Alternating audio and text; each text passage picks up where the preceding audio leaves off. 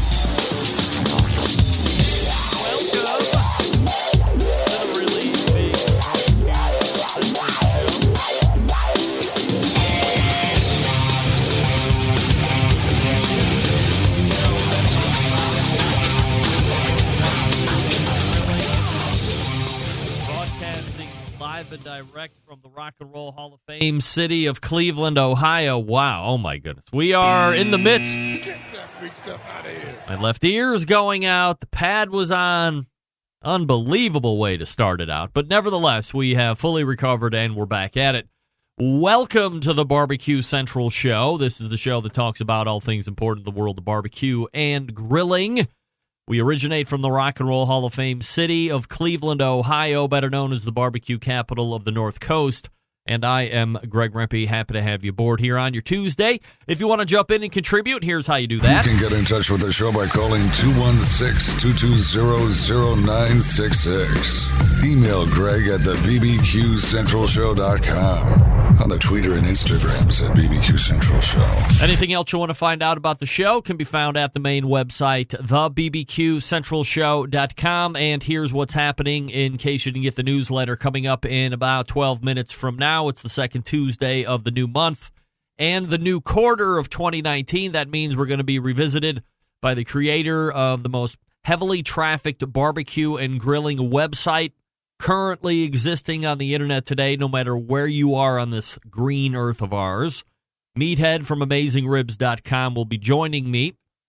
We are going to get a full recap and in-depth look, a nonpartisan view and take of the National Barbecue and Grilling Association's I Am Barbecue 2019. He missed it last year in 2018. In fact, I might say I went in lieu of him, or at least he sponsored me down there by paying my hotel room, which I certainly appreciate. And in return, I mentioned him through the live broadcast through those 3 days and 3 hours each day, live shows that we did, which, by the way, nobody else did down there. And I wore his Pitmaster Club and logo T-shirts, so it was a little give and take there.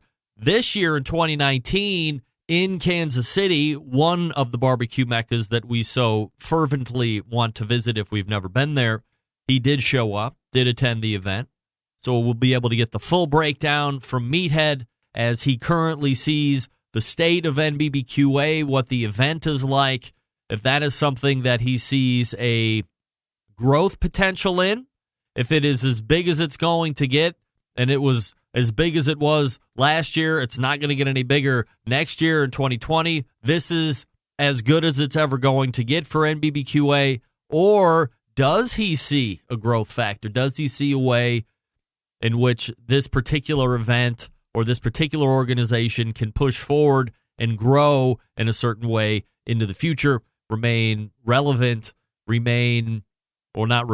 become perhaps more appealing to a wider base instead of folks that are just in the industry? And certainly there are a number of in-industry type events, depending on what industry you might work in. Automobiles, trucks for me specifically. I mean, the list goes on and on. There's conventions all over the country, not just once a year like in NBBQAs, depending on what kind of business you're in. So we'll talk to Meathead first hour. Second hour, we'll be talking with a guy by the name of Mark Hunsaker. Mark is the creator of Hunsaker Cookers. This is a barrel or drum style cooker, upright, not horizontal. These are becoming more and more popular. You're familiar with some of the big name brands out there. First and foremost, to my mind, Pit Barrel Cooker. Then you probably have a Gateway drum smoker. And I don't know if there's any other drum style smokers. Maybe a Big Papa Smokers fully assembled drum kit, of course. Or if you have a drum, Big Papa's also sells their drum accessory kit. So if you have the drum, they have all the other things that will make that drum a nice cooker. So, of those three, Pit Barrel, Gateway, Big Papa's, nothing else really coming to mind from a drum style of cooker. Hunsaker looking to get into that niche as well. So we'll talk to Mark about his particular cooker, why he's bringing it to market, what sets it apart from what's existing out there, all the stuff you've come to know and love here on these kind of interviews. And then 35 past the second hour, I have an open segment. So if you are looking to get off this evening, you might want to save it for about an hour and 20 minutes from now. You can call in 216-220-0966. I will pick up, and then we will just have at it. I got a bunch of stuff that I want to talk on as well in case you don't call. So I will not rely on any of you to call in like I normally don't. But if you decide to call in and help the show out, I'm more than happy to at least answer the phone. Now, I will caution you, much like I hang up on on a punk last week, if you're going to lob a phone call into the show, don't listen to the show at the same time. Very important. There is a delay between when I am saying things and when you are hearing things. Sometimes up to a minute or two. And if you are running the show in the background and you're also talking to me on the phone, at some point you're going to get caught up in what I've affectionately referred to as the echo monster, where all of a sudden you start listening to the computer behind you instead of what's really happening on the phone or on the Skype connection. And if you pay more attention to the phone than you pay attention to what's happening live, you start to re-answer or you stop talking. It becomes very confusing for you. I know exactly what's happening. That's why I call it the echo monster. And now you're caught up in it. And then I hang up on you and I play the buzzer sound effect. And then it will rag on you for 30 or 40 seconds. Then I'll broaden the stroke out and admonish everybody for not being able to call in properly. Don't be that man or woman. Turn everything off, or mute everything. Then give me the phone call. Then we'll chop it up. Then you can go back to listening to the show after I dump you off the line. Very easy to do. 216-220-0966. All right, once again, we're a matter of 5 days out for the Barbecue Hall of Fame nominations for 2019. Please, as you're listening here tonight, I don't want you to forget, do it right now. Head on over to the Barbecue Hall of Fame's website under the nomination category and nominate John Marcus. I want to see what the pull of the show is. I want to see if he makes that broad list of 9, potentially making that final cut of 3, putting him in to the Hall of Fame in 2019. I would really like you to try and do that at least. Again, Barbecue Hall of Fame website. I think it's bbqhalloffame.com or .org or something like that, or just Google it. And by the way, does anyone really know who is currently in the Barbecue Hall of Fame? I found it particularly interesting that when I was talking with Malcolm Reed last week, and I asked him, if you could put somebody into the Barbecue Hall of Fame foregoing any nomination process whatsoever in 2019, who would you put in? The first thing that he said to me was that he had no idea who is currently in the Barbecue Hall of Fame. Nothing against Malcolm, but to the Hall of Fame, that kind of smacks of a problem. He asked if Mike Mills was currently in the Barbecue Hall of Fame. Mike Mills? He was like an original inductee into the crappy Hall of Fame that existed on the internet for years. Yes, he's in the Barbecue Hall of Fame. But the fact that Malcolm didn't know maybe anybody else, that's a little alarming if I'm the Barbecue Hall of Fame. Nobody seems to know. Might want to rectify that. Might want to think about rectifying it at least. Oh, by the way, because we are now in the beginnings of spring and everything barbecue and grilling related is going to be coming out, She mentioned it a week or two ago. It is out as of today. Talking about Jess Pryle's new rub. This is the hardcore carnivore, and it's called Meathead. Meathead. Let me give you a quick rundown. Inspired by Texas beer salt, this chili lime seasoning gives your meat a zesty kick. Magic on chicken. But the tangy, mild heat works well with pork, beef. Pork and beef tool. Michelada will enhance your... coming in hot. And beef. Tool Michelada will enhance your food without overpowering it. It's a beer. It's a chili lime seasoning. Again, available for sale, hardcorecarnivore.com. Meathead. That's a Lone Star beer, by the way. So, thanks to Jess Pryles for the sample there. And I will be putting that immediately on chicken wings probably this weekend and giving it a test out. All right, let me talk to you quickly about the new book that is out also, Grill Seeker. I told you, rubs are out, books are out. I've been talking to you this one for almost 3 months now. But it is showing up in people's hands right this very day. If you pre-ordered Grill Seeker, basic training for everyday grilling, you're probably getting it from Amazon today, maybe tomorrow. A lot of people that I know were sending me pictures saying, hey, I got it today. A lot of social media posting going on. So if you missed out on the pre-order, you can go buy in regular fashion right now. I suggest that you hit up my website, thebbqcentralshow.com. Click on the Grill Seeker logo. That will take you to the Amazon page where you can buy it. Now, if you don't know about Matt Eads, from the battlefields of Afghanistan, Iraq, Somalia, and Bosnia to a state-of-the-art outdoor kitchen, Matt Eads is looking to unite people through grilling. No matter our race, gender, sexual orientation, cultural upbringing, socioeconomic standing, or political affiliation, cooking over live fire brings people together. Undoubtedly. Differences get set aside. That's why you need to go buy that copy now. You don't have to pre-order anymore. It is straight up for sale. Grill Seeker basic training for everyday grilling. Don't forget, you can also join the hashtag United by Flame movement. You head on over to grillseeker.com. Right above his logo, it says United by Flame. Click on that. You can take a picture of yourself in front of your grill or in front of your barbecue pit or both, and then send that to Matt. He'll go ahead and put it up on that page. And now you're an official member of hashtag United by Flame. The memories and the camaraderie that grilling has created for Matt, dating back to his teen years throughout his time in the Marines, fuel the desire to spread his passion for outdoor cooking. And again, that is why he created the United by Flame movement. His website, grillseeker.com. Go to my website, thebbqcentralshow.com. Click on the Grill Seeker logo and order your book, Grill Seeker, basic training for everyday grilling right now. Meathead coming up out of the break. Stick around. We'll be right back.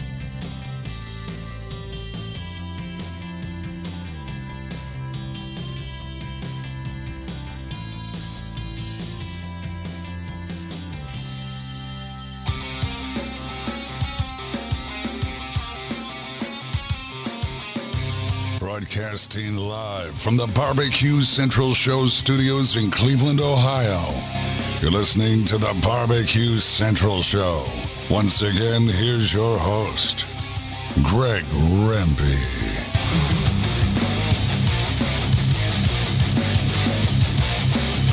All right, welcome back. This portion of the show is being brought to you by Butcher Barbecue, makers of award-winning injections, marinades, rubs, seasonings, barbecue sauces, grilling oils. All the Butcher Barbecue products have been tested on the competition circuit as well as in backyards worldwide. Be the pitmaster of your neighborhood. Visit butcherbbq.com to stock up now. Always trust your butcher. As I had mentioned in the open, the second Tuesday of the month brings a visit from our regularly scheduled guest, the creator of the most heavily trafficked barbecue and grilling website on the face of the earth. It is, of course, a man by the name of Meathead. Meathead, how are you, pal? Hello, Centralites. Hello, Greg. How's the rock star of barbecue We from are the Rock Roll City? rocking and rolling. Although you would find it odd, Meathead, that this is the off year for the Rock Hall. So while the Hall of Fame is in Cleveland, the inductions actually are taking place in New York City. Yeah, I heard something about that. But it's been going on like that for years and years. Yeah, that's kind of cheating, isn't it? That's the weirdest. I mean, I get that New York is entertaining and it's a melting pot and everybody wants to probably be in New York City if you had the option between downtown Cleveland and downtown New York City. Certainly two different types of cities. However, the Football Hall of Fame inductions aren't being held in Pittsburgh. Yes. So I do find it a little bit odd, and it is my city, so I feel a little bit jilted every other year, and I'm glad at least they have it here. It's disrespectful. It's so weird. You have a Hall of Fame right here on the top of the lake, and yet the inductions and the party is being held in New York City. It's bizarre. Besides you, it's the only reason to come to Cleveland. That's right. I mean, what? Meathead, I was telling everybody at the top of the show that last year I attended the National Barbecue and Grilling Association's annual event, partially through your charge as we were promoting the Pitmaster Club, and I was doing 3 days of live shows, 3 hours at a clip, and doing a little promotion for you as well. You did not go. Thank you. So I was kind of standing in for you, but also taking advantage for things myself. However, 2019, a different year, a different city, and we find Meathead traveling to one of the barbecue meccas of Kansas City and attending the event. So was it just a matter of you having free time in the schedule? Did you feel like you wanted to give it a go in person one more time? What was the impetus for going back to the IM barbecue convention? This year, they said that Rempe guy, he is too handsome, too charming, too suave. Why don't you send the ugly one? And so I went myself. No, last year I was humping away on a bunch of projects and books, and they were having it in the same location they had it the year before. Yep. And part of the fun of going to this conference is they move it around. And they have it in different barbecue cities. And this year is in Kansas City. Yep. And I hadn't been to Kansas City in maybe 7 or 8 years. And there have been a whole bunch of new places opened up. And so I carved out some room in my schedule, and I went this year. I went actually early. The conference starts officially on Thursday. Yeah. There's an unofficial event on Wednesday, a bus tour of barbecue joints. Right. And I went in on Monday. So I had some time to hit a couple of barbecue joints. And it's always a lot of fun to go to this conference. But before we get too far into the conference, I think I heard you say about Jess Pryle's rub that it's Michelada, and that's a Texas beer. Well, Michelada no. is Now, hold on. Wait, let's make sure that I was reading this right from this bottle. Okay. And what it says is, inspired by Texas beer salt, this chili lime seasoning gives your meat a zesty kick. It's magic on chicken, but the tangy, mild heat works with pork and beef. And it's called meat, M-E-A-T, meat chelada, not michelada, which is that rimmed beer thingy-ding. All right. Well, I maybe there is such a thing as michelada. Maybe I'm not aware of it. I apologize. As I understand it, that sounded like a pun on Michelada. Yes, which is a beer with a salt rim, and it's got chili, Worcestershire, lime juice, sometimes tomato juice and other things. And it's not like a Texas beer salt that I'm aware of. But Jess, she lives down there. She knows Texas better than I do. I yield to her expertise. I think you're right. It is a play on Michelada or Michelada, or however you say it in Spanish. And she, too, is better looking than I am, by a long... And you. Hey, you speak for yourself, pal. I'm pretty handsome. Never mind this receding hairline. So, okay. So I'm thinking of different follow-up questions that have nothing to do with what we were going to be talking about. So you're in for NBBQA on a Monday. Do you do any type of business for the website while you're there? Yeah. I swung by, excuse me, on Monday afternoon, I swung by Smithfield. Okay.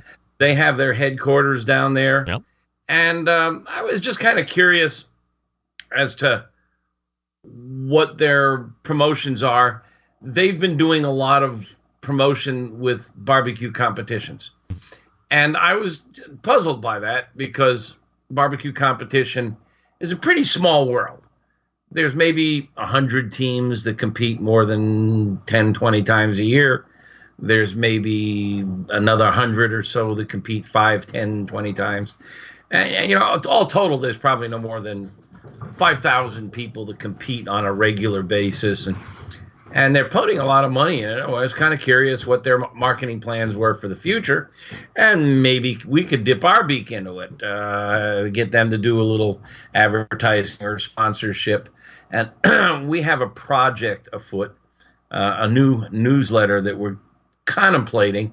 And I was wondering if maybe they might be interested in getting involved with that. So I just went there on a fact-finding mission. Didn't try to sell them on anything. It was kind of neat. I mean, they have a pretty big operation down there, and there's some neat people down there. And it was interesting to hear their commitment to competition barbecue. And then Tuesday, I hooked up with Artie Davis. Now, you know who Artie is. Well, I don't got a little tickle in my throat here tonight, Greg. I hope I don't mangle your broadcast. I hooked up with Artie Davis. Anybody who has done competition should know who Artie is. He's known as Remus Powers. He's the guy with the little short white beard and the bowler hat and a necklace with pork bones on it and the apron. And if you judge at a competition, a major competition like the Jack Daniels, he's usually there to issue the oath to the judges. And he also writes a regular column in the Bull Sheet, which is the newspaper from Kansas City Barbecue Society, and also in Nation's Barbecue News. And he's just he was a founder of KCBS. He's just one of the great godfathers of barbecue in America. And so I met him, and we hit a number of barbecue joints together, and I had my first snoot sandwich with Artie. Snoot sandwich. Where do you get that? Snoot. Pig snout. Yeah. Where do you get the snoot sandwich at? A little place called the Tenderloin Grill. Huh. Owned by former Mexican-American, a little out-of-the-way joint. Artie is an aficionado of snoot sandwiches, of many things. And I had never had one, and I figured my career is incomplete until I taste the snoot of a hog. So how was it? It's surprising. I kind of expected it. The snoot got a lot of cartilage and connective tissue, and there's not much meat in there. And you kind of expect it to be kind of slimy or boogery or something, and or maybe it smells funny because that snoot goes in a lot of funny places. But he cooks it for 2 hours in a pressure cooker, and it comes out kind of gelatinous, but not slimy. And there was a little bit of jowl meat on the edges. That's good. And he loads it up with mustard, ketchup, and onions on a bun. And gosh, I should have sent you a picture. Yes, of course you should have. Is it too late if I ship one over to you in a minute? Yes, it's too late for you to get it up online. I mean, you can ship it, but I mean, I don't know when we're going to get it up. Okay, well, the picture's kind of funny because the mustard and the ketchup are drooling out of its nostril. Oh, like great! But it was kind of fun, and then we we went to KCBS headquarters.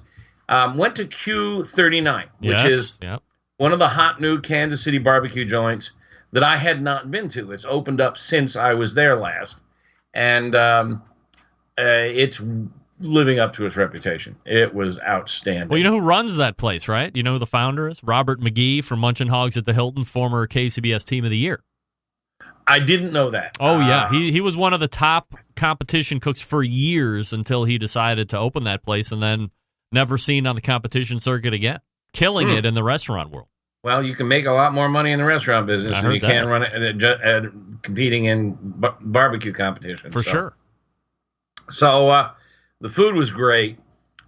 He does a burnt end sandwich, does a platter of burnt ends, has really good wings. The ribs are very good, very tender, very juicy.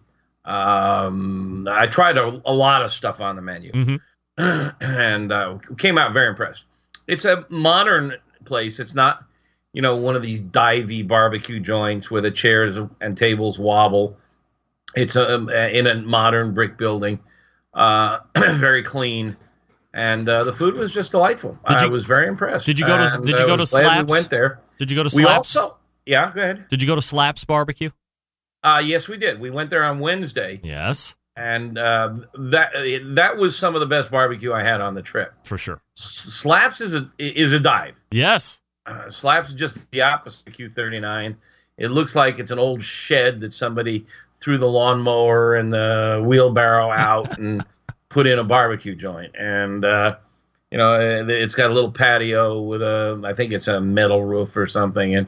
And we tasted, his rib bones were really good, really outstanding. He's got a warm potato salad that's got a little mustard in it. Yep. That was just brilliant.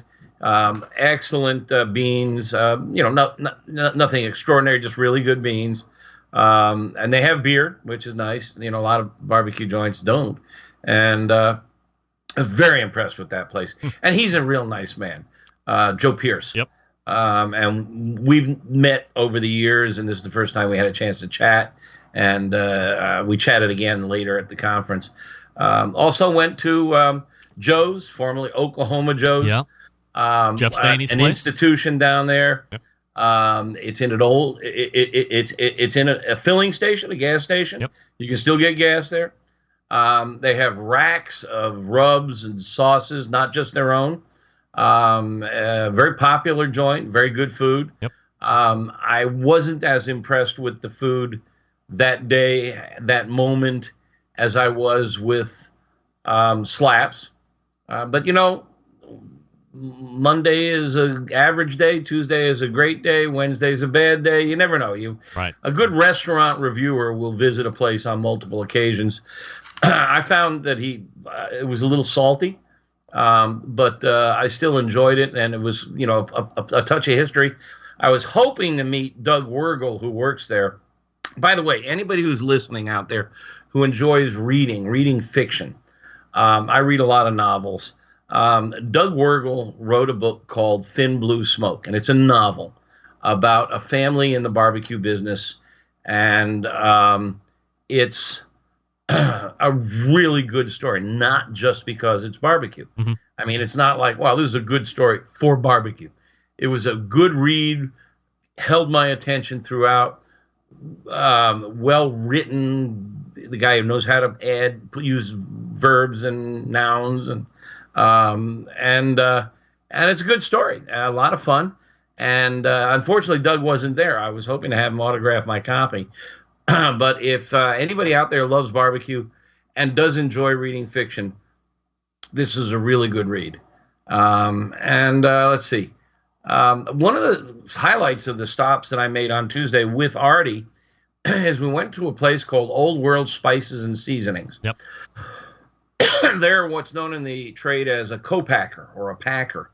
If you're a barbecue restaurant or a competition team and you want to start selling your rub or your sauce, and if you've got a restaurant, you should sell your rub and your sauce because people who eat there tend to like it. They will help you make the transition from a 5-gallon stainless steel bucket in the kitchen to a bottle on a grocery store shelf, and make it taste similar or if not identical, and get you through the federal labeling laws and all that stuff. And I wanted to meet with the R&D guy because I wanted to learn more about spices. I wanted to learn more about where aromas come from, where flavors come from, how they dissolve in different fluids like alcohol, water, oil, and so on. And it was really interesting. They took me into the lab. They have 3 young women there who are all recent, not all recent, but all graduates of food science departments at Kansas State and elsewhere. And they're really into it. I mean, like, they do regular blind tastings. Okay, smell this sauce and tell me, or taste this sauce and tell me everything that's in it. And they can. Or close your eyes or blindfold, smell this spice and tell me what it is. And they can. So they're really good at that stuff. And they'll help you formulate your rub and seasonings. And that was a lot of fun visiting there. They had hundreds of jars of spices, flavorings. As the guy said to me, anything wet we can dehydrate. And so they had dried mushrooms, dried cheeses, exotic spices from all around the world. Really a sensory experience. And while we were there, they were formulating a rub for a client that was supposed to be on a hamburger. And so they were cooking the hamburger, and they had the first version of their formulation and the chef's version, and they were trying to see what the differences were. So we got to taste the hamburgers and taste the difference between the rubs. And I actually was pretty good at identifying what was missing and stuff. So it was just a lot of fun, really educational. We also hit one other barbecue joint. We went to Plowboys. Yep. Owned by Todd Johns. Todd Johns, yeah. Another very successful competition cook who opened up a barbecue restaurant. He's got 2 with a 3rd on the way. Doing a real nice job. And one of the interesting things he sells is a sauce for beans. So if you make your beans to go with your barbecue, and you start with dried beans instead of canned beans, this is a sauce you add to it. And it was pretty neat, fun to taste, and his food was good. He does a lot of tacos. He serves food at Arrowhead Stadium. Yes. So, and then the conference kicked off on Thursday and Friday, and Saturday they had an event for the public. Trying to think of where we're at here time-wise. Well, let me get out early here, and then we'll have extra time to kind of dig into a little bit of the conference and what you thought some good takeaways were. I thought, by the way, it wasn't in your promo for tonight, but we're coming up on Easter, and I thought we could take a few minutes and talk about ham. Ham. Okay. Yeah, we'll do that here. So stand by, Meathead. We'll come right back to you. I will talk to everybody quickly about Early Bird CBD oil. That's right. It's not weed, so just relax. Talked to you about them a couple weeks ago. They're back this week. A lot of you have been asking me over the course of the last few weeks, do you use CBD? Yes, I do use CBD oil. I take it, as I talked about 2 weeks ago, sublingually. That means under the tongue. But Early Bird also has a great selection of ones that you can take in edible form, rubbing on topicals, powders, gummies. They also have capsules, wide selection of vapes if you're into vapes. So you pick the best way for you to get it delivered and shop confidently knowing that Early Bird has done all of the quality control work for you. You're not getting crap CBD, only top-of-the-line CBD from the best manufacturers in the business. They've called on the companies. They've met with the owners. They can confirm that this product is the best in the industry. If you have any questions, you can drop them an email through the website or give them a call at 512-920-5650. Ask them any questions. Rest assured, they'll make sure you get exactly what you want and need. For me, CBD has helped me through some pain relief in the knee, better digestion, if you can believe that, and a more restful sleep. And again, it's not weed, it's not THC, none of that in CBD, so don't worry about that. Or it's a very, very, very small percentage, like 0.03. If you've been looking for an alternative to prescription drugs, you want to check it out. Here's the best part. EarlyBirdCBD.com offering fast, free shipping and 20% off your order when you use coupon code BBQ Central at checkout. Once again, shop earlybirdcbd.com, and then as you check out, use discount code BBQ Central and save 20% off the entire order. And it's not just the first order, it's all orders. Did I mention the fast free shipping? CBD, earlybirdcbd.com. All right, more Meathead coming up. Stick around. We'll be right back.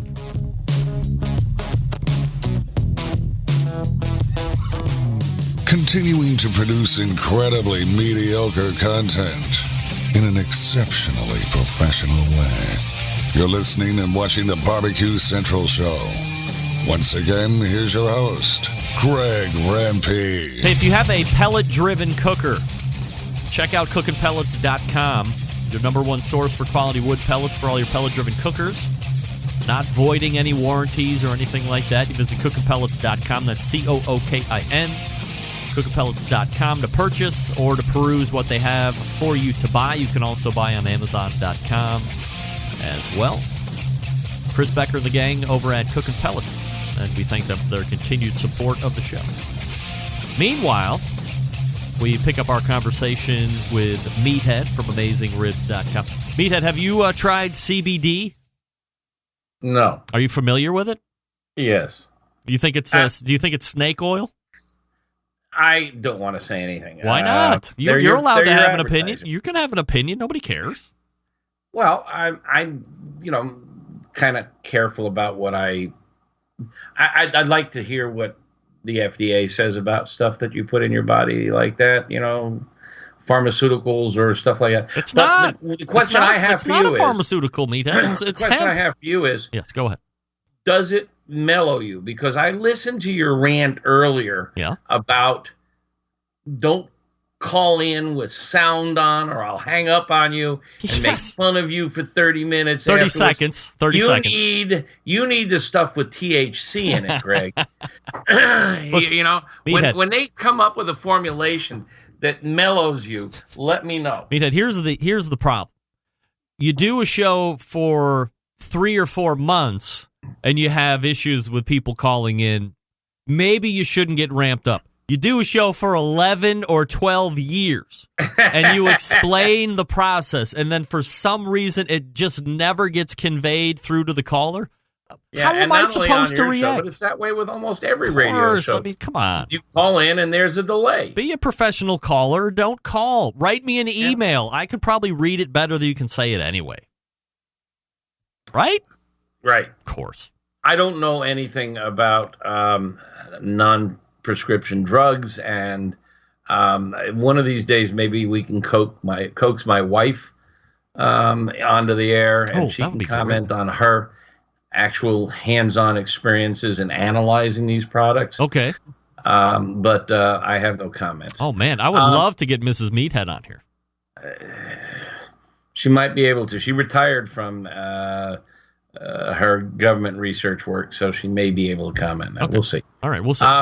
But back to NBBQA. You want to go back there? Yeah, so, typically for the folks that don't know, it's a few days of trade stuff. If you're in the business of barbecue or grilling, Thursday, Friday are more geared for you. Saturday is more the general public-facing event where you might see some of the bigger stars that you've seen on television or heard here on this show. And they're doing either a cooking demonstration or selling something, and you can get autographs and pictures and all that stuff. From the Thursday and Friday days, what were your biggest takeaways, positives, things that you learned? Most of the attendees are restaurateurs, caterers, or competition cooks. And if you are in the business, if you have a restaurant or contemplating one, or you're a caterer, or everybody loves your barbecue and they say, you ought to cook barbecue at the Little League games, or you ought to do barbecue at my daughter's wedding. This conference would be a good place for you to go. There's a lot of people there who have done this, who know the way to do it properly, the pitfalls, the risks, the legal liabilities. Or if you have a sauce, everybody says, oh, your sauce is so good, you ought to bottle it and sell it. Yep. There were several seminars on how to get your sauce from your kitchen to the grocery store shelves, the process, what you have to do, what it can cost you, the techniques. There were there was a breakdown of a hog demo, which is always interesting to watch. Of course, you can see it on YouTube.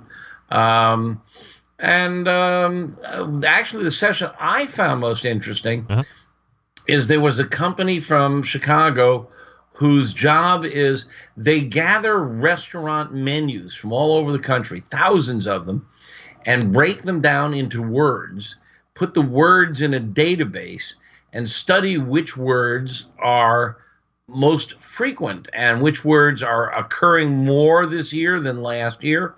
Things like gochujang or chorizo or St. Louis cut, or these are words that maybe you don't see very. We never saw St. Louis cut on a barbecue restaurant menu until maybe 10 years ago. Now it's more frequent. Gochujang, in case your listeners don't know, is a Korean hot spice, which I think may be on a glide path. It's coming in, according to this research, on a few restaurant menus, and then they show the words that are on more menus that are on the upward swing, and here's where they're becoming ubiquitous, and the downward swing. This sauce is possibly where sriracha was 10 years ago. I really like the stuff. I keep some around. Really nice flavor, not too hot. Made with miso, so it's kind of meaty, umami flavor. Yep. So that's starting to show up on menus, and it was really interesting to see the trends that he was spotting coming up. But the main reason to go is much of the best stuff happens after hours in the bar. You cruise into the bar and you sit down next to somebody, and holy smokes, he lives not far from you, or holy smokes, he's doing the same thing you are, or holy smokes, he's got the same problem with embezzling from his secretary or whatever, and there's a lot of networking and meeting people. I mean, I don't have a restaurant. I don't compete. I'm not a caterer. I go for the networking. And I would imagine, Meathead, that if you're in the bar, a lot of the ham and eggers want to cozy up to Meathead and talk to you a little bit and take a picture with you. I mean, from a celebrity standpoint in the industry, I mean, you're a fairly big name, whether you're going to admit it or not. Yeah, I'm not used to being called that, but it's very gratifying. And this actually, subtly, now that you probe me, it may be one of the reasons I enjoy going, because sitting in the bar, a lot of people come up and say, Meathead, you're the reason I'm in barbecue. Right. Or you have changed the way I cook. Or I bought your book and I've learned so much. I'm so much better because of it now. Or I come home from work and the kids say, Mom, can Daddy cook tonight? Or I got laid last night because of you. And a lot of people wanted selfies with me. So that's a real ego trip, and that's fun. But it's really cool to meet these people and get feedback from them, what they like and dislike about the website and the book. Did you attend those awards on Wednesday night or Thursday night or whatever they are? Partially. They tend to run late, Greg, and I'm getting to be an old man, and the events start early in the morning, so I did not sit through them all. And I noticed that when you promoted tonight's visit, that you said I would comment on them. So I went to their website today to get a quick look at what was there, because I knew about some of them, and they haven't updated. They got some of them. They haven't got all of them. The website's a real mess, so I don't know what they've got. I do know Tuffy Stone won for the best book. All right. And that is well-deserved. There's a new website out of Australia that won an award for blogs. All right, Meathead, hold on. I got a problem with that. I got a problem with you. I mean, you know who that is, right? The guy out of Australia? It's not a guy. You talking about Bush cooking? No. This is another guy from Australia. Yeah, I have the same problem. Bush Cooking won the best blog, and it is owned and operated by the executive director of the National Barbecue Association, and that is a serious conflict of interest. 2 years running, by the way, she's won that. 2 years in a row. Yeah. She should be disqualified, or what's the term? Recused. Recused. She should recuse herself. We didn't enter and haven't entered, but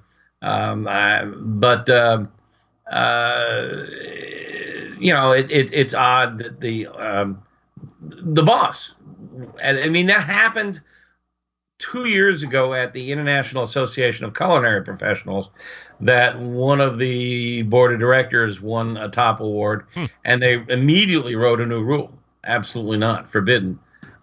So, yeah. And there was a couple of awards for photography given to somebody named Ash Hodgson, and I just have to wonder how many...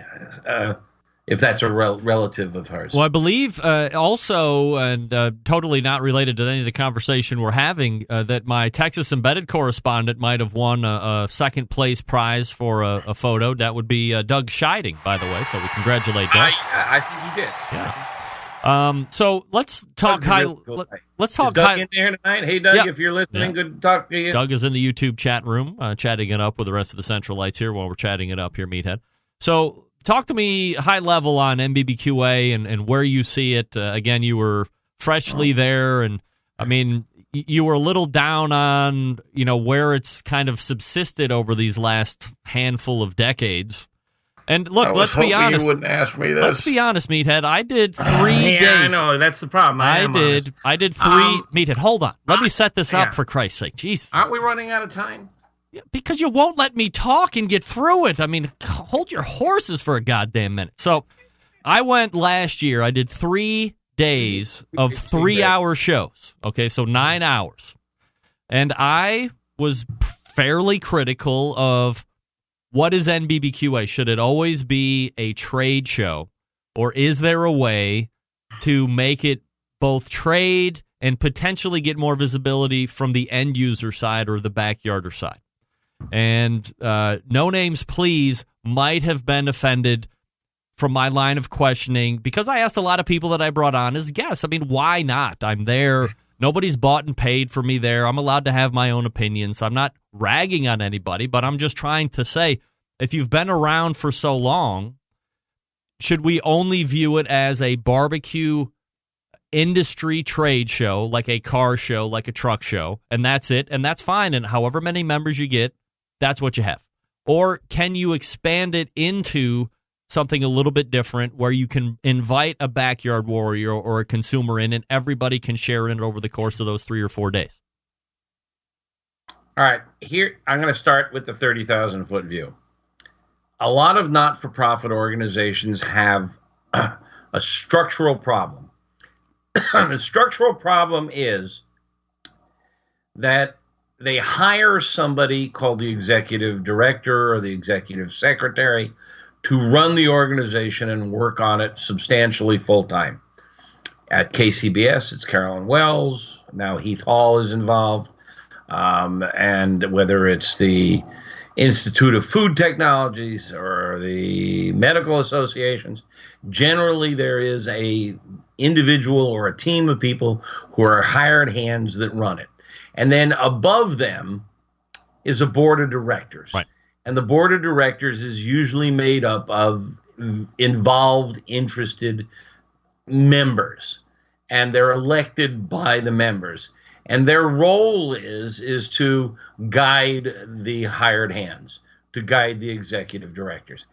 And the problem that a lot of these organizations have is that the board of directors parachute in from all different parts of the country, all different parts of the industry. So in our case, you got some competition cooks, you got a restaurant owner, you got a caterer, and they are some guy whose full-time job is a computer IT guy, and he's doing part-time catering or whatever. And they come in with a lot of ideas and notions. And for the organization to be successful, the executive director has to be really good, really smart, really strong, and has to be able to manage them as well as they manage him or her. The NBBQA had such an individual, a guy named Stewart, and Stewart ran a heck of a good conference. But he was very controversial. He was very difficult to deal with. A lot of the board disliked him. I had issues with him, and they fired him.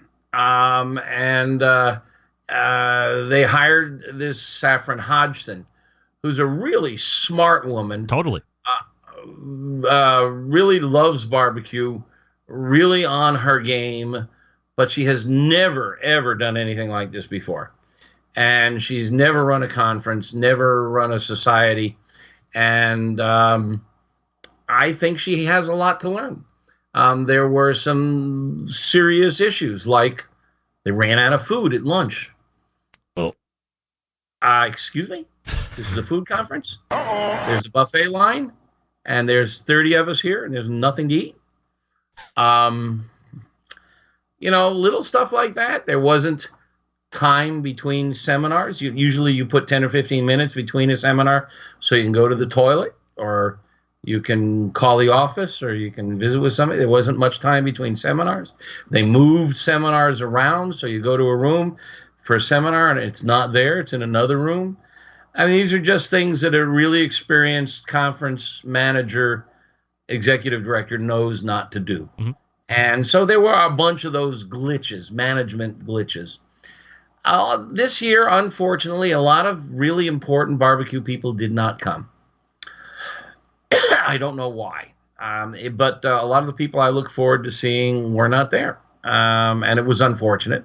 Some of them had good excuses. Mike Mills had just gotten out of the hospital. Yeah.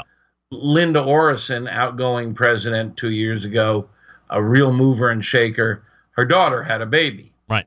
There were just others who were, Barry Sorkin from Smoke Barbecue here in Chicago usually goes. Sweet Baby Ray, they weren't there this year. I don't know why. I haven't asked. I heard a bunch of people say that they probably won't come back next year. And that concerns me because I think it has potential to be a great group. But the problem is it's also a very small group. They only have 600 members. It's puzzling with a perhaps 7,000 barbecue joints in America. Who knows how many caterers? They can only get 600 members. It's not expensive. The conferences, a lot of the sessions are worthwhile. I just don't know why they have never really taken off. And I don't know I don't think this year was the springboard. I think this year might have been a bit of a setback. Well, I mean, to be fair, when I was there last year, I saw a lot more big names in Kansas City than I saw in Texas last year. And I heard a lot of the same sentiment. I heard a lot of people saying, hey, I'm not going to come back next year, or this isn't what I thought it was going to, or I spent all this money and this is what I'm getting. So I think that you're probably not seeing a dive down, but you're probably not seeing, as you had mentioned, a springboard. It's probably a lot of the same. I'm going to be back next year, I hope, if time permits. They're going to be in Louisville next year. Louisville's a lot of fun. I've been there recently for a food conference. As I said, if you are in the restaurant business or contemplating being in the business or the catering business, there's a lot to learn. There's people you'll meet. There's a lot of networking. There's people who will help you up. I know of a couple of sauce people who said to a young woman who was just getting started in the business, give us a call when you get home and we'll talk you through this. That's really cool. And it's in Louisville next year, huh? Louisville. All right. Well, I think the volleyball schedule will be freed up quite a bit here next year. So, and I know how to drive to Louisville because I go there a whole bunch for volleyball over the course of the year. So Saturday is the consumer event. And outdoors, they have this big, beautiful park right across from the Marriott where the hotel was. Mm-hmm. And they had a whole bunch of barbecue teams and others, Operation Barbecue Relief and others, cooking up barbecue and serving it. And it was open to the public for $40 a head. $40 a head? I mean, you can get real good. Holy moly. You can go to Q39 and not pay $40 for best barbecue in town. Wow. So there weren't many people there. And one or two of the members convinced them to lower the price. And there was a volleyball tournament in town. Oh, yeah. High school girls, you're like your daughter. Yep. And they were staying in the hotel. A lot of tall, leggy young women in gym shorts. And when they dropped the price to $10, they all piled in. Oh, I bet. And they were having a blast. They were just covered in barbecue sauce, and they were just having fun. And their coaches and their parents were in there with them. They still didn't have a very good turnout. They didn't make much money at it, but it was a great event. And it's just too bad they couldn't turn it into a profit item. But I know how much, and your listeners may know also. Greg's oldest daughter is a pretty serious volleyball competitor, and getting a scholarship, as I recall. That's right. To college. That's right. And I had no idea about this world, but it's a whole nother world. Like we're in barbecue, right. This high school amateur league volleyball tournament world where you, Greg, and your family travel on weekends to tournaments is massive. Oh, yeah. Massive. Yeah, it's a whole industry in its own. Yeah, they were all over the hotel. I mean, you had all these fat, craggy, bearded old men like me, and all these tall, beautiful, elegant, leggy teenage girls in shorts. Hard to differentiate between the two, I'm sure. Yeah. Wow. Meathead can be found at his website, AmazingRibs.com 24/7. If you have questions, you can get at him there. You can join the Pitmasters Club, of course, and get some really great exclusive content for less than $24 or less than $25 a year. And you can find him right here on this very show, the second Tuesday of every month. Meathead, always appreciate the time. Always good to be with you in the Centralites, and we'll see you next month. Same time, same station. Hey, wait, before we go real quick. Yes. Go ahead. I'm going to be judging a hamburger contest from 6 to 8 next month. All right. Prior to your show. I come on at 8:14. So we may do a remote from a hamburger taste-off. All right. Well, we'll get the logistics figured out. I'll touch base with you later. All right. So maybe next month's topic will be hamburgers. All right. Sounds good. There he is, Meathead, everybody. And could he say leggy one more time? AmazingRibs.com, his website. I am going to try and squeeze this read in here real quick as we make the top of the hour. The Barbecue Guru, folks, they've always believed that outdoor cooking could be easy and fun, especially with the Monolith Barbecue Guru Edition grill. Monolith is the world's first temperature-controlled smoker with a built-in power draft fan. It is a ceramic cooker. That means smarter control and greater freedom with automatic temperature control. Easily choose your cooking time and temperature and let the Monolith do the work of a sous chef or a barbecue pit master. With minimal effort, you now have oven-like precision at the grill, and you can serve the tastiest, juiciest meals each and every time. bbqguru.com or 800-288-GURU. We will wrap the first hour right after this. Stick around. Big name interviews, advice on cooking brisket and ribs, and the only host willing to share his honest opinion on all things important in the world of barbecue. It's the Barbecue Central Show.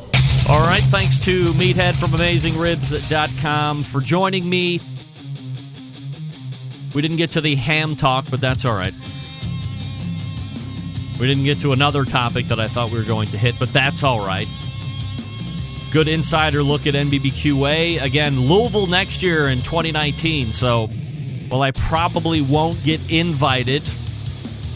I have some ways to potentially work some media options. I have some other options as far as staying because I know peeps in Louisville, thanks to the volleyball. So, we'll see how it works out. A lot of people already in this chat saying, I want to be there. Short drive. Good. do this.